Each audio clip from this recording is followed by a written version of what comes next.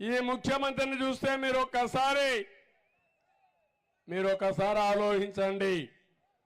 మొన్నటి వరకు బలవంతంగా ఆస్తులు రాసుకున్నారు, సెటిల్మెంట్ చేశారు. ఇప్పుడు కొత్త చట్టమే తీసుకొచ్చాడు. ఆ చట్టం పేరు జగన్ ల్యాండ్ గ్రాబింగ్ యాక్ట్. మీరు గాని ఓటేశారో మీ ఆస్తి ఇంక గోయిందా. ఇంత మనం బెదిరించి రాయించుకోవాలి. ఇప్పుడు బెదిరించే పని కూడా లేదు, రికార్డు మార్చేస్తాడు. ఆయన దగ్గర ఉంటుంది రికార్డు కంప్యూటర్లో.